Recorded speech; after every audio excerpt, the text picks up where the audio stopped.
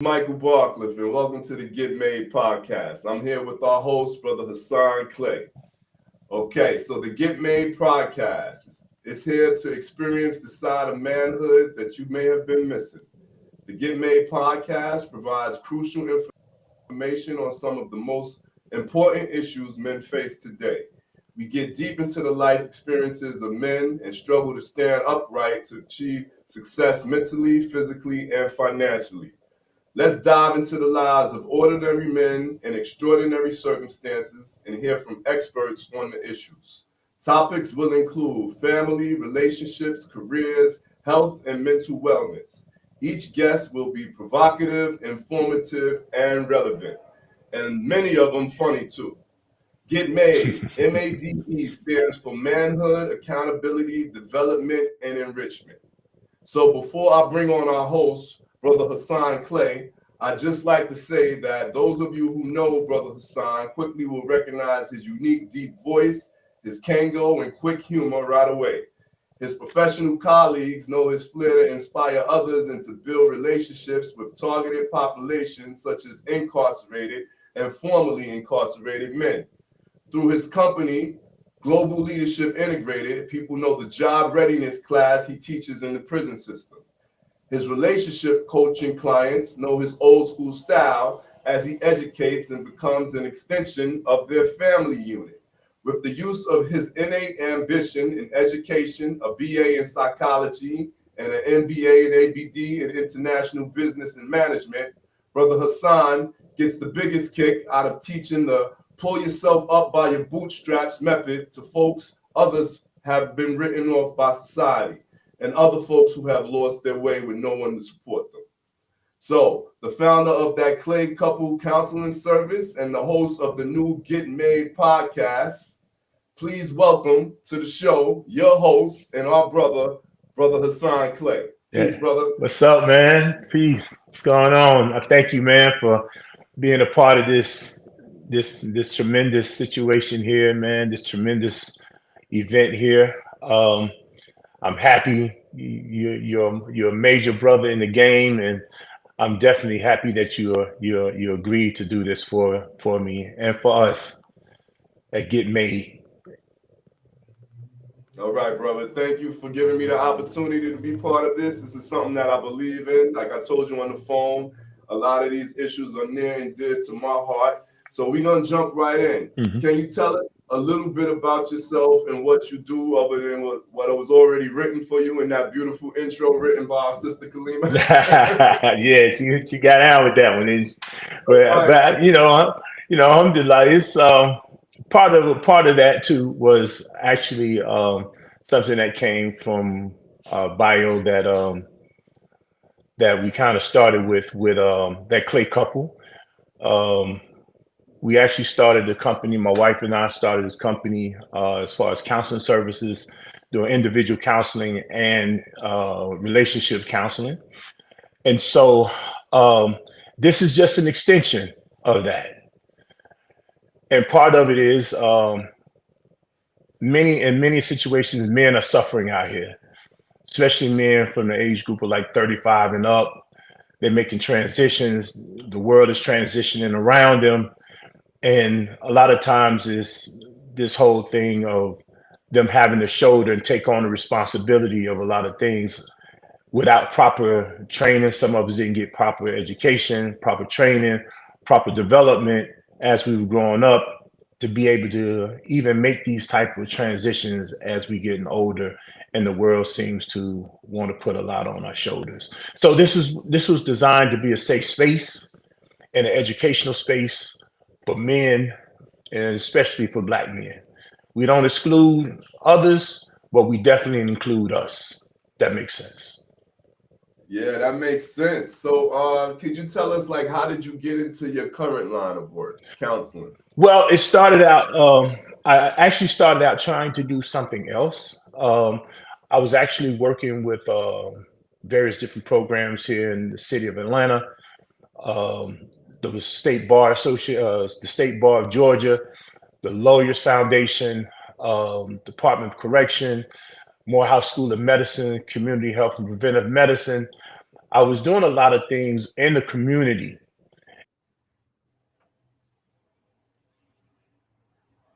working within my religious community as far as and trying to hopefully getting them married and making sure they found proper husbands and things of that nature there. Well, my wife actually was also she's a therapist, so she was in a position of trying to counsel a couple, and she couldn't really understand what the man was really saying. So she kind of pulled me in. I was kind of letting her know, hey, this is what he's talking about. This was happening. This was going on. So then at that point, we kind of got to, hey, let's do this thing together. Let's start this company. Let's go out here and let's try to help the world. Let's help these marriages. As I began to get deeper into the aspect of couples counseling and individual counseling, I started seeing how men were actually suffering in a lot of the areas as far as their development, as far as trying to understand their role as protector and maintainer, feeling like they were being basically bullied in a sense by not only their spouses, but the world at large. And so I wanted to make sure that, hey, look, we need a space to where we can kind of talk about this so we can quit suffering in silence. Okay, cool. Yeah, I get what you mean by that because men don't always like to talk about their feelings. Yeah, So yeah, yeah. And that's a major thing. It's like we've been conditioned to not talk about various things and take a lot of things on the chin, to take a lot of things to the heart.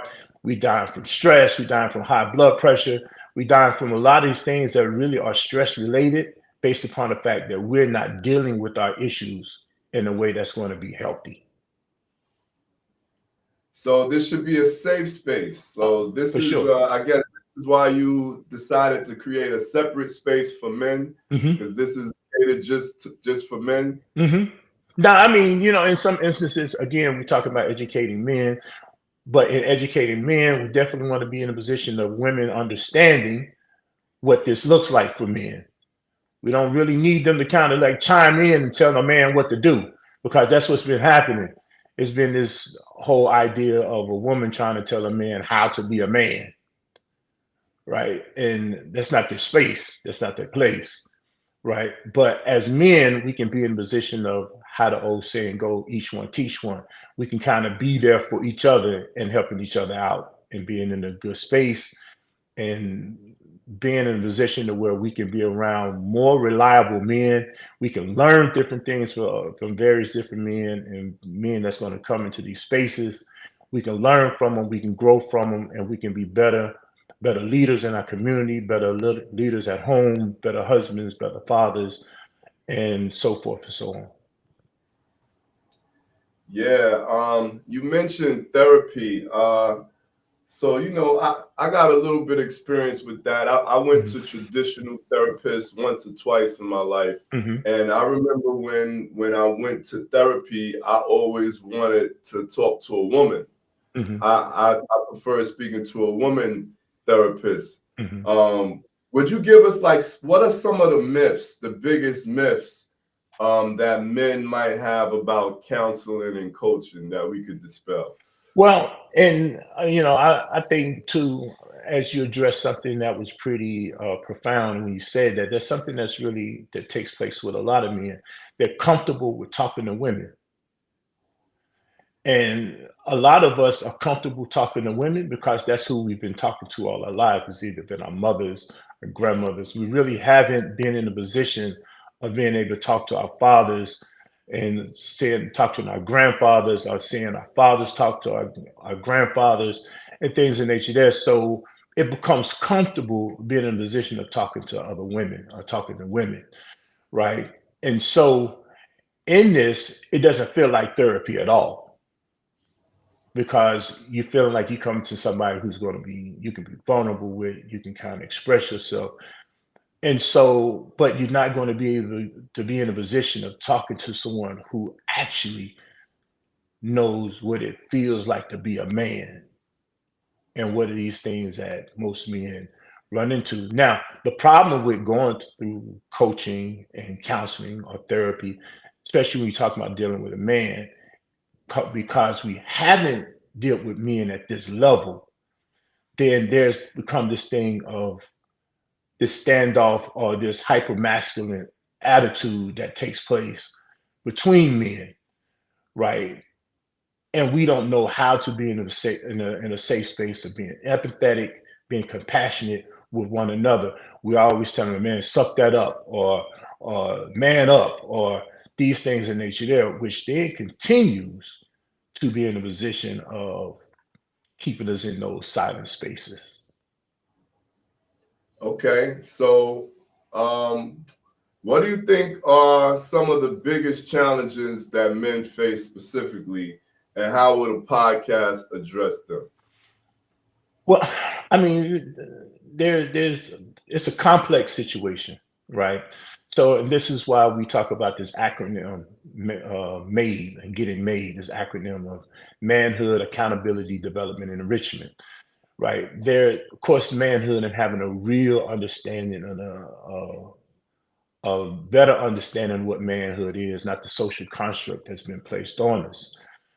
Also, the accountability piece, how to own the stuff where you've been, how to be in a position of even forgiving yourself because of some of the wrong information that you may have been given, some of the bad teachings and conditions that you have been given. Sometimes a lot of men have a problem with even forgiving themselves. And that's again a part of the accountability piece. And then developing how to do that. What are the keys and the tools to be able to do that? And then being enriched, basically being empowered. Sometimes we use enrichment, sometimes people use empowerment, being able to, hey, look, you doing good, bro. You're making it. You may make a mistake or two here and there, but this is how we can overcome that whole situation, right? So we begin to prop each other up. We can continue to stand each other up. And this is what this podcast is going to be about. How we then can stand each other up, help each other out, give each other some better guidance, especially in areas of spirituality and being intellectual, mental and emotional, physical and social. We're going to talk about we're going to deal with this whole wellness aspect of life, not just financial, because, a lot of people think if I get the money, I'm going to be okay. But that's not the case. Sometimes you get the money and you just, as you used to say back in the day, your boy from Brooklyn just say more money, more problems, right? So in this regards, finances probably is the least of our issues, even though it's a major issue, but it's the least of our issues. And if we can start attacking these things and understanding our strengths, understanding the challenges that are out there, understanding the opportunities that we have and what threats may lie within that. If we can start having those type of conversations with each other, we can help each other, we can guide each other, we can position ourselves to be in better positions. Okay, so it sounds like we're talking about a lot about within relationships, Mhm. and of course, wise men know the value of having a strong and powerful woman on your team and keeping those relationships strong. Will Mhm. there be some content here for single men, or even bachelors, or even guys who might decide that they're really not looking to date at the time? But I mean, and that's probably a better position for them to be here because then they get the tools, right, to when they decide to be in a relationship or try to commit to a relationship, then they could commit on a real level in real terms, and that would be great. I would definitely love for not only men who are already in relationships, but men who are not in relationships who are trying to look to better themselves, get their head together, get their hearts together. Yeah, this is a great space for them as well. Okay. And what you mentioned the word accountability. Hmm. It's in the title of the podcast.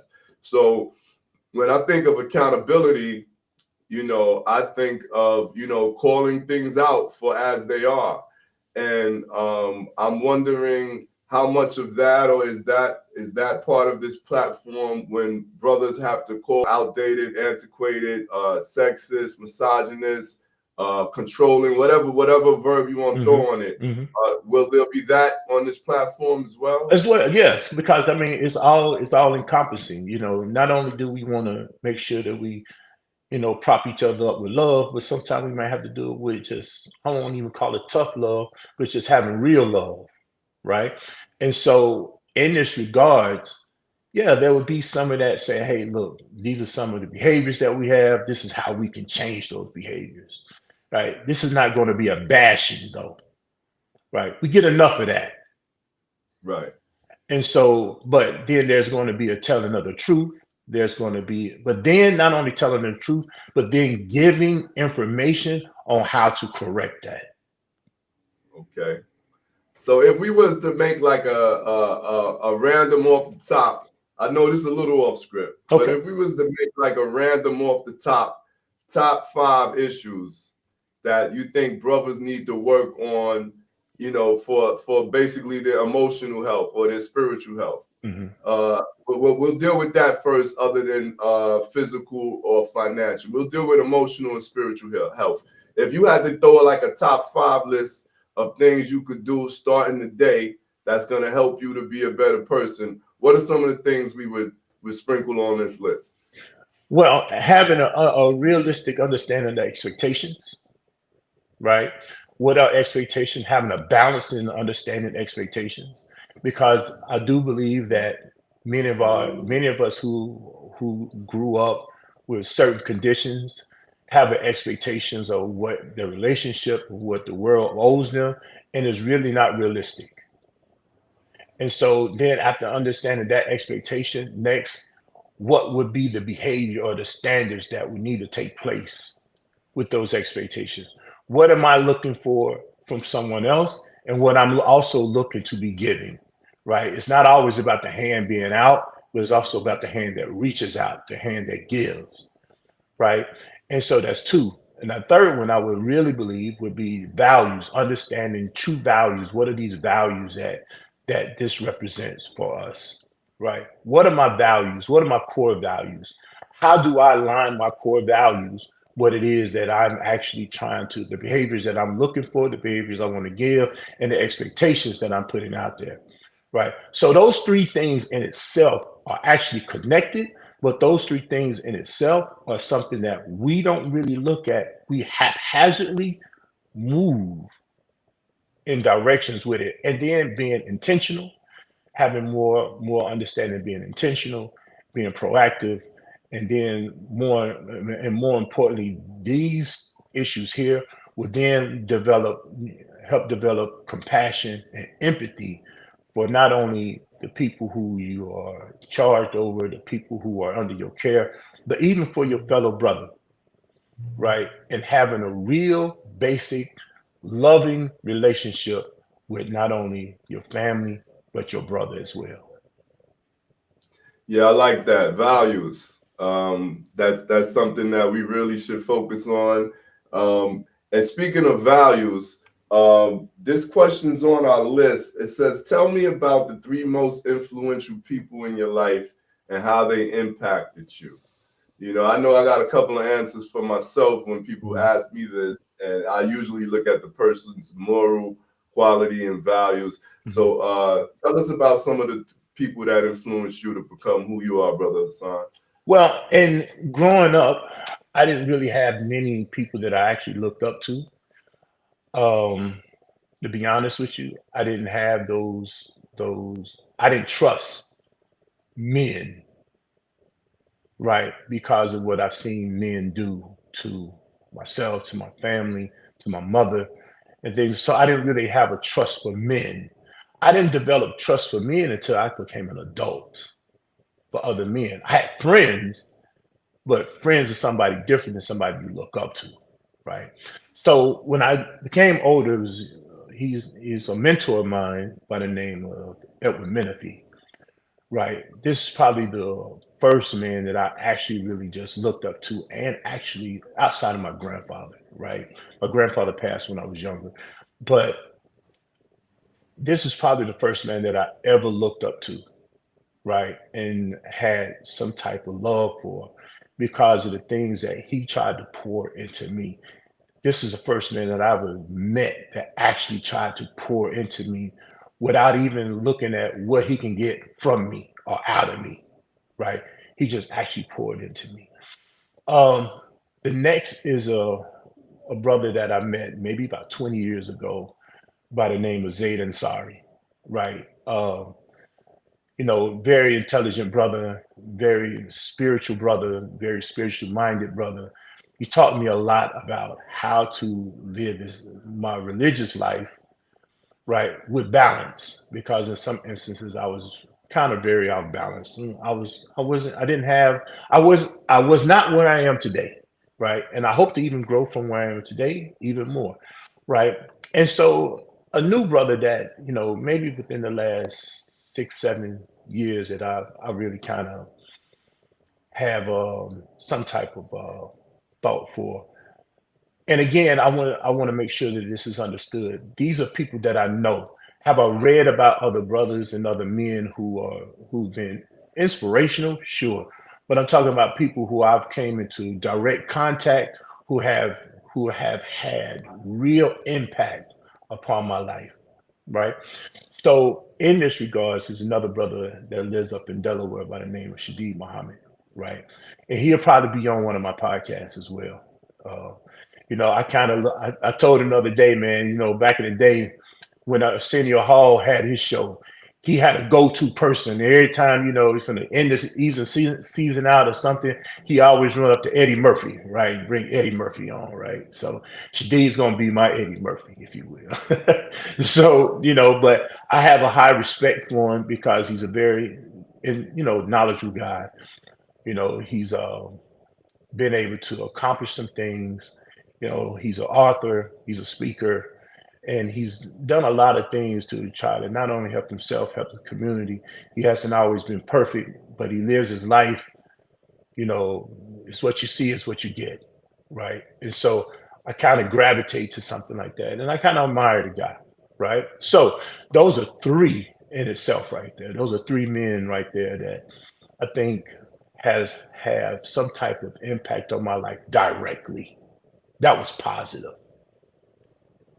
Right, right, right. When I look at my own life, you mentioned on the phone something that was interested about us not seeing our fathers as sons and Hmm. not seeing our mentors being mentored to Hmm. because we didn't see our grandfathers fathering our fathers, Right, and where you contrast it with the sisters, where a lot of them see their mothers being mothered by their grandmothers, and right. so we didn't have that whole connection point.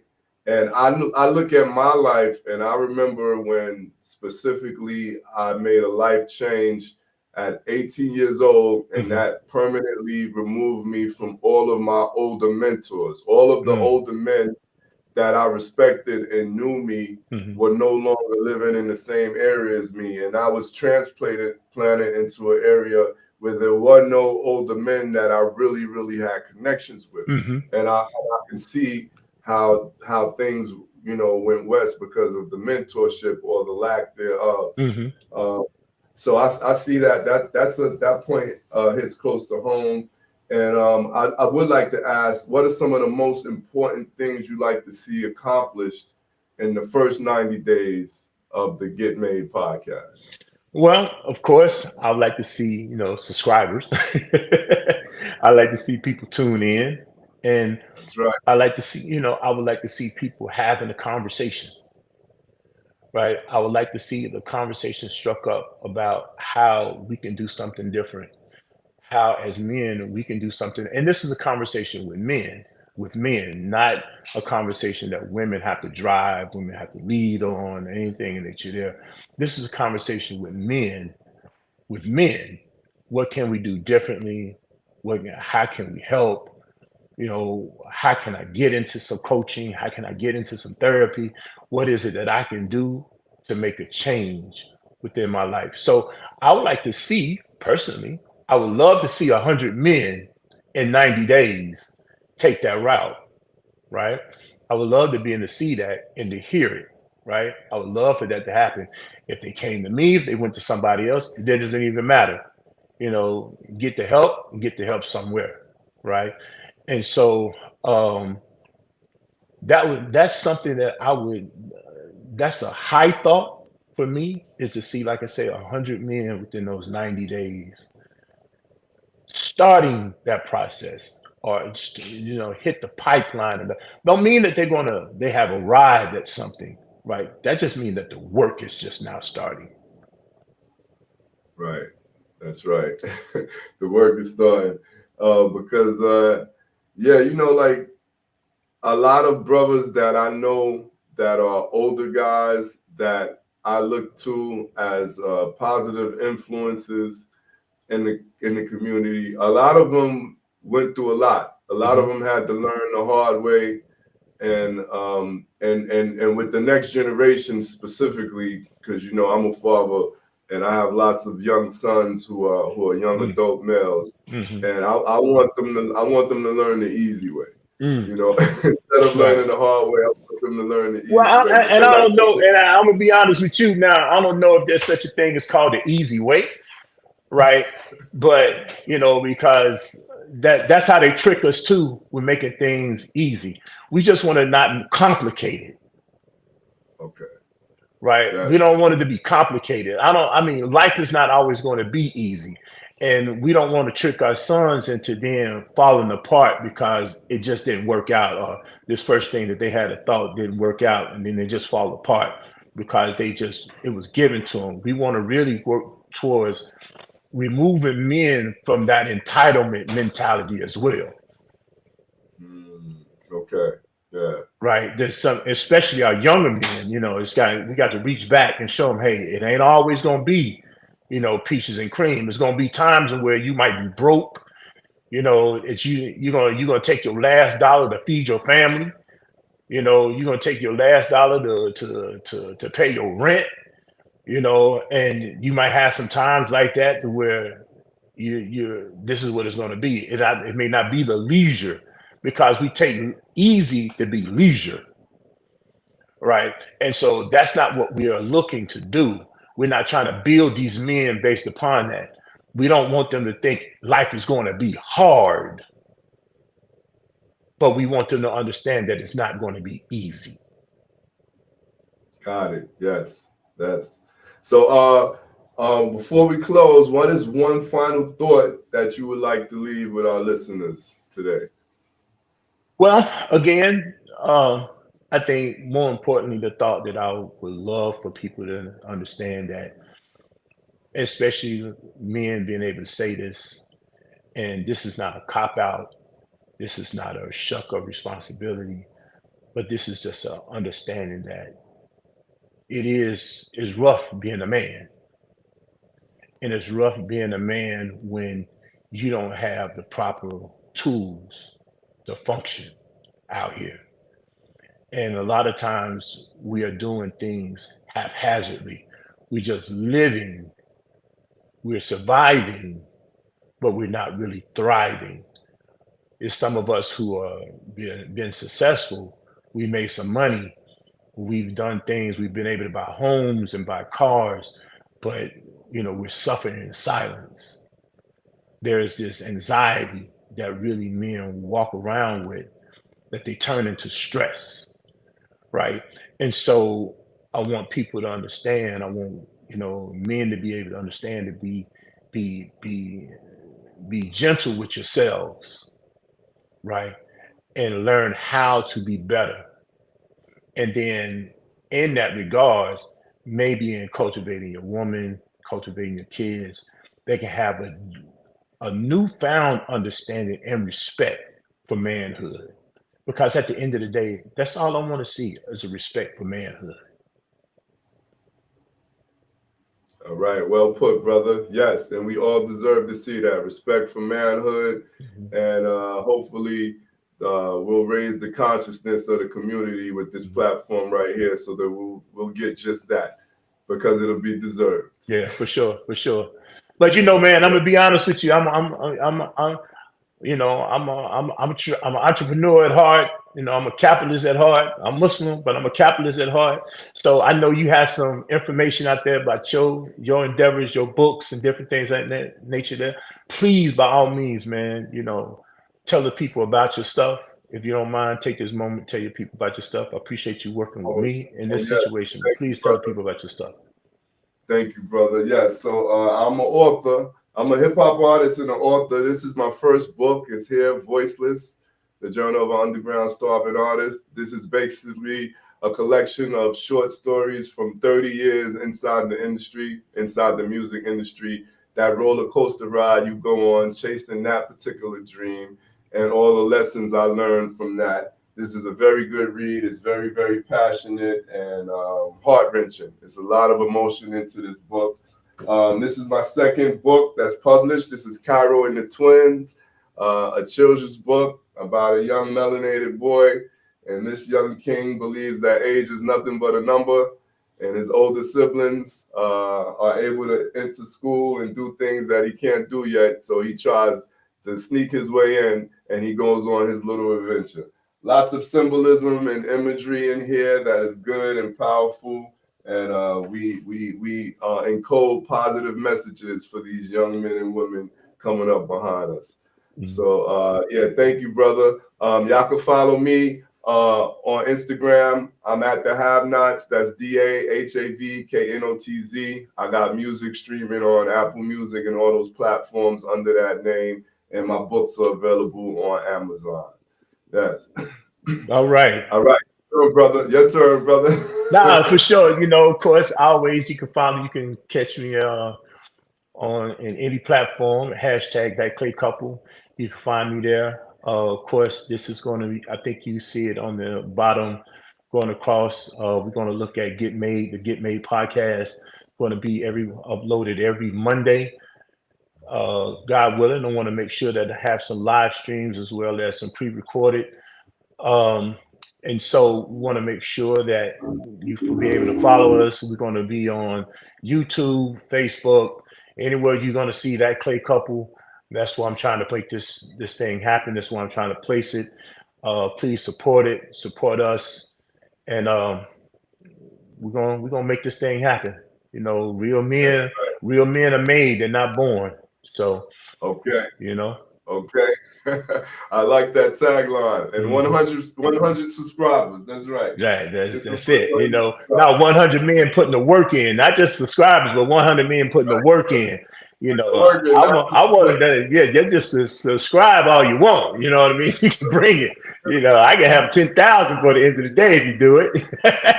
But I want to see right. 100 men put this work in. Spoken like a true leader, champ. That's right. That's what we want to hear. All Mhm. right. All right, brother. Well, I think that wraps it up for this first episode, this inaugural segment where we introducing this platform and getting to know our host. Thank you for having me. My name is Michael Barclift for Brother Hasan Clay and the Get Made podcast. We signing out. Thank y'all for watching and we'll see y'all next time. Thank you. Peace.